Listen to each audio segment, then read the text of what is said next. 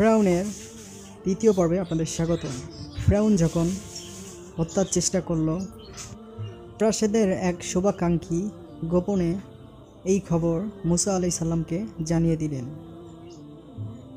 এবং তাকে মিশর থেকে পালিয়ে যেতে বললেন। সেই রাতে মিশর থেকে পালিয়ে দৌড়ে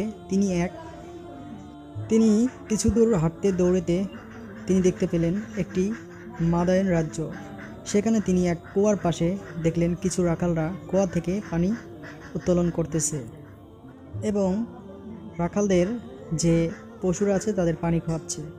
এবং তিনি ফলো করলেন এবং দেখলেন যে দুইটি মেয়ে তাদের পশুদের নিয়ে এক পাশে কুয়োর দাঁড়িয়ে আছে। তিনি সেটা দেখে পরে মুসা আলাইহিস সালাম নিজে কুয়া থেকে পানি তুলে তাদের পশুদের খাওয়ালেন।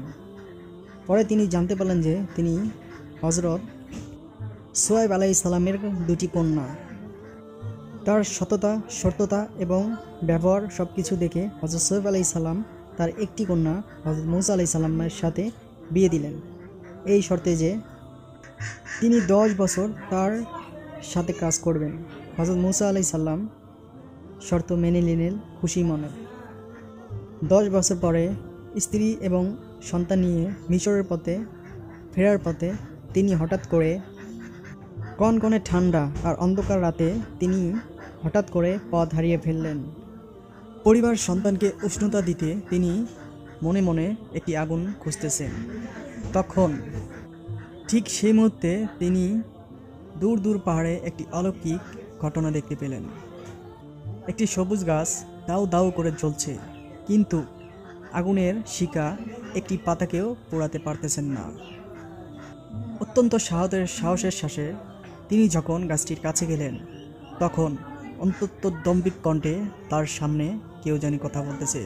তিনি অনুভব করলেন যা পাহাড়ের প্রতিটি কোণায় কেঁপে উঠছিল।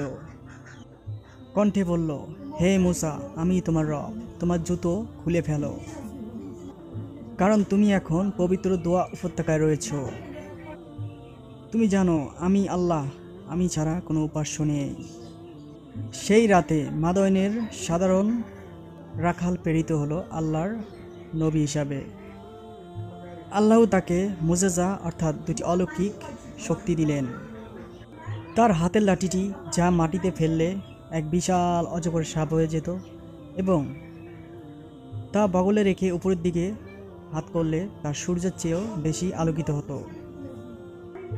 আল্লাহ তাকে নির্দেশ দিলেন, যাও ফেরাউনের কাছে যাও, সে সীমা লঙ্ঘন করেছে, তাকে আমার পথে ডাকো।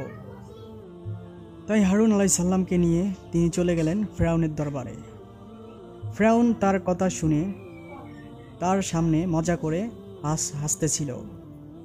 এই হাসির জবাবে যখন হযরত মুসা আলাইহিস সালাম তার হাতের লাঠিটা মাটিতে ফেলল, তখন ওই বিশাল এক অজগর সাপে পরিণত হলো। এই দৃশ্য দরবারে সব সৈন্য এবং সবাই আতঙ্কিত হলে ফেরাউন এটাকে সামনে নিয়ে বলল, এটা জাদুকর এবং এটা একটা জাদু। এবং সে মুসা আলাইহিস সালামকে চ্যালেঞ্জ করলো এক বিশাল ময়দানে। রাজ্যের যত জাদুকর আছে সবাইকে ডেকে পাঠালো ফেরাউন।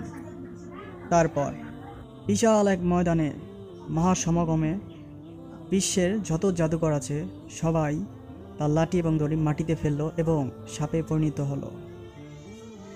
মুহূর্তেই হাজার হাজার সাপে ময়দান কিলবিল শুরু হয়ে গেল এবং মানুষ তা দেখে ধাঁধা হয়ে গেল এবং মানুষ ভয়ে চিৎকার করতে শুরু করলো। এবং সেই সময় আল্লাহর হুকুমে হযরত মুসা আলাইহিস সালাম তার হাতের লাঠিটি ময়দানে ফেলল। তো তারপর কি হলো তা জানতে আমাদের চ্যানেলটি সাবস্ক্রাইব করে সঙ্গেই থাকবেন। ইসলামিক ভিডিও পেতে সঙ্গেই থাকবেন। ভিডিওটি একটি শেয়ার করবেন এবং কমেন্টে জানাবেন নেক্সট ভিডিও জানতে আগ্রহী কিনা। তো ভিউয়ার্স, আশা করি আপনারা সবাই ভালো আছেন। আসসালামু আলাইকুম।